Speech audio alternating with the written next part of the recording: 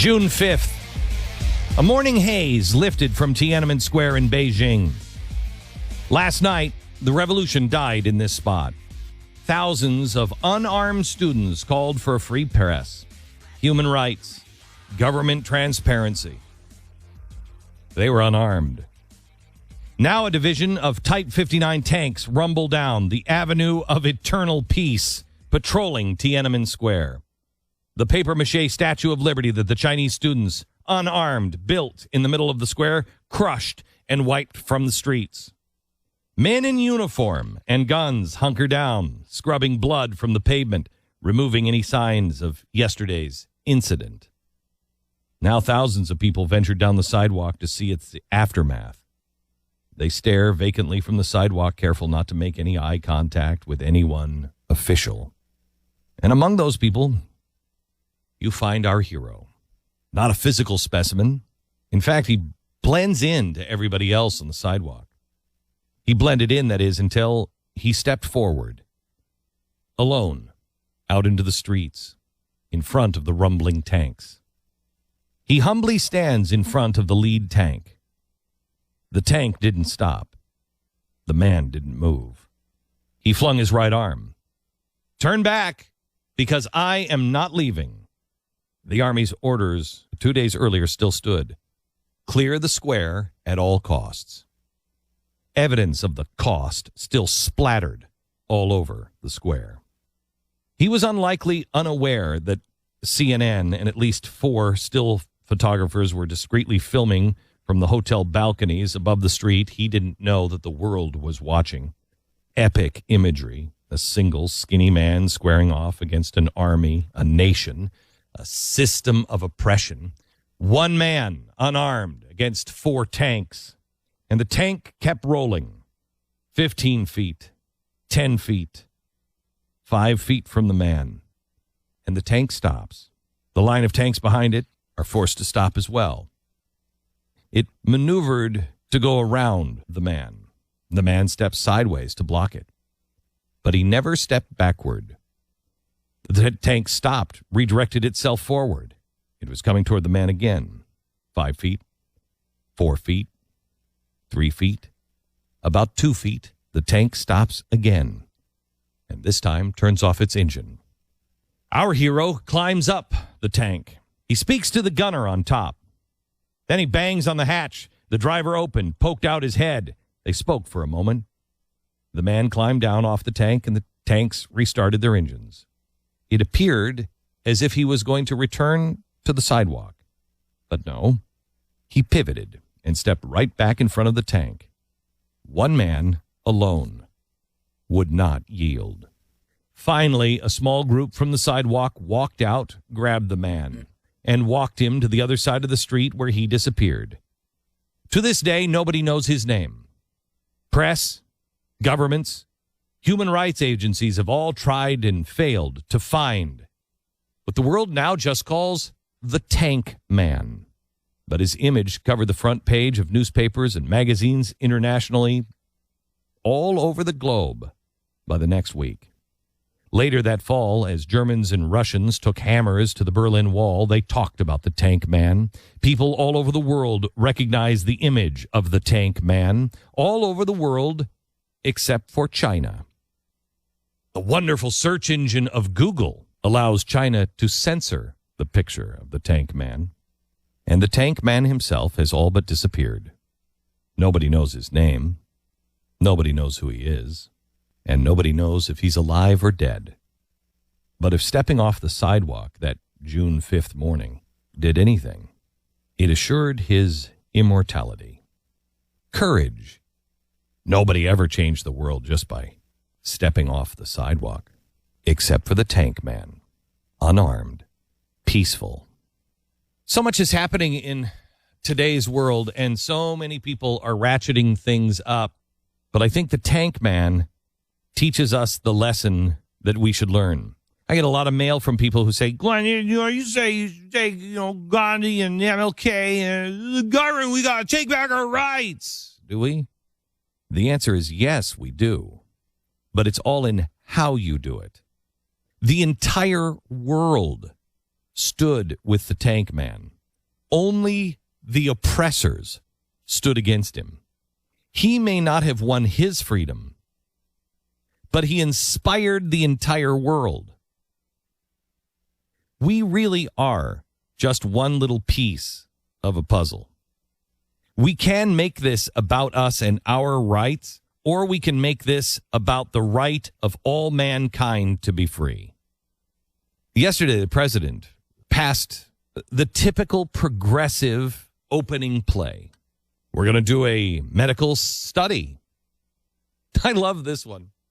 The Justice Department needs to have better access to find out about stolen guns that might have been used in violent crime, and then they need to make that information more accessible to all agencies. If they would just do that one thing, just that one thing, maybe we can confirm or throw in jail the head of the Justice Department. If they would just do that one thing that the executive order now says they must do, and we just track down all of the guns that they sold to Mexico and are now being reported in violent crime, if we just knew, maybe we could make some progress. Maybe we could move forward. They also deputized our doctors yesterday. And now your doctors are going to have to ask you all kinds of questions. Are you going to answer the question your doctor asked you, Pat? You have any guns in the house? Nope. I'm not going to. It's none of his business. No, he's required by federal law now. Yeah, well, he can be required all he wants. I'm not telling him. Pat, that's hostile. I'm going to have to report that you're not answering the question. No, the answer is no. Not that you need to know about. Will be my thought, my unspoken thought. No will be what comes out of my mouth. My unspoken thought will be that you need to know of. I think I'm with you on that. Isn't that just a straight out lie? Yes. I think I'm. I don't care. I think I'm with him on that one. Yeah. I think that's a lie that Jesus would tell. It might be. Okay, maybe not Jesus, but one of the 12, besides the Judas one. One of them had to be like, no. Not that you need to know Jesus. And we're not talking to Jesus. We're talking to our doctor. Exactly. Jesus knows. Yes, Jesus doesn't even have to ask the question. He already knows. I do remember there being some commandment that dealt with this specific thing. I can't recall. Yeah, but exactly. I do believe that. What? What's the commandment? I do believe that thou shalt not lie. Not. That's not a commandment. That's not one of the 10 commandments. Bear. Show me. False. Let's go to the board. Show me thou shalt not lie. Not there. Bear false. I mean, witness. we all know you're not supposed to lie. Bear false witness is a little bit different than that. So you're witnessing that you don't have any guns? Bear false witness against your neighbor is a little bit different. It's I'm telling a lie about you. Okay, so it's in other very words, lie what about you're yourself? saying is you can't answer that question saying, no, but my neighbor has a lot of guns. Right. That would be bad. Right. If they didn't have a lot of guns. Yes. If they do, you'd be fine. If my doctor says, Pat, do you have any guns? And I say, no, but you know what? Glenn does. No, that wouldn't be bad because you wouldn't be lying. Of course, that's not false witness. That's true. That's You right. do. Very That's true. true. I don't. I got rid of them all. I sold them in a private sale. Did you? I did. Mm-hmm. So far as I know. So far as you know. Can you read my crap? This is not going to work if you can read mine. Holy cow. I think the appropriate answer to that question is, I can't hear you. What? Even though you can I hear can't him, hear is you. that not a lie as well? I'm sorry. Are you it's a not hearing against- doctor? Because I meant to go see a hearing doctor. Wait, what? I guess if you just say it like this, wait, what? Then over and over again, then you're not lying because you're just asking the question. Wait, what? Doc, I'm here because I have dementia. I see a cat. No, I'm asking if you have any guns. Cat. What could go wrong? Just yell cat at the top I of think your that lungs. might work. I think it might work. Hi, I am currently, Doc, I'd like to answer that question, but right now I have cats crawling all over me, and they're licking my face. You've got to help me with this. Of course, then if he does a CAT scan and he finds no cats, then you're in trouble. Well, he can't find any cats that you need to know about. I'd like to hear from doctors. Are you going to even ask that question? If they say they're going to throw your butt in jail, are you going to ask that question? The question would be asked in what circumstance? You come in for a cold, they're not asking you about guns. It's what if they think you are mentally unstable? Yeah, if you need Prozac or something probably like that. In your history. It probably will be in your history. It probably will have to be one of those questions that you ask in the history. Yeah. So like when you fill out the initial form when you go to the doctor's office. Yeah, if you think somebody's crazy and dangerous, that person's not going to answer at that time. They're crazy and dangerous. You're going to believe somebody who's crazy and dangerous? Are you going to hurt yourself? No. Are you going to kill me? No. Okay. Poof. What are you going to do? Are you going to rob a bank? Do you have intentions of robbing a bank? Absolutely not. If you're asking any of the guys on Ocean's 11, do you have criminal intent? What are they going to say? Doctor, yes. I'm sorry. I know you don't have any truth serum, but you're a doctor. Mm-hmm. I've got to tell you the truth. I gotta say, they're about to rob the casino. They're going to ask you. It will be part of your medical history, and then it will say at the end of that, anything you say, we can prosecute you on it. If you've answered falsely, we can prosecute. So if you then tell your doctor, no, I don't have guns. If you put it in your history that you don't have guns and you're a weapon holder, now you're a felon. Yeah, and what'll happen?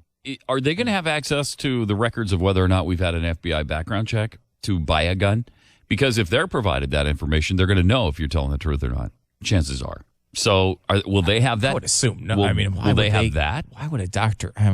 Why would a doctor ask? Why would the doctor now be a snitch for the government? Yeah, because if we would have told you this when they put in, well, we did, but if we would have told you that this is what it's going to turn into, you would have called us crazy, and many people did.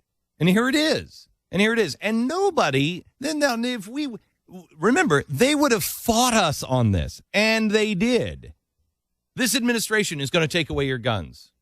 They are going to take away your guns. All they're going to do is wait for an event and take away your guns. That's crazy. That's lunacy. It's nuts. Why would you fight it? If you believed it, why would you fight it? Why would you say that that's lunacy? That's dangerous to say. And then he does it, and they're all saying, that's fantastic. When we say the doctors are going to be under the thumb and will do and have to do the things that the government tells them to do against their will, this is going to create all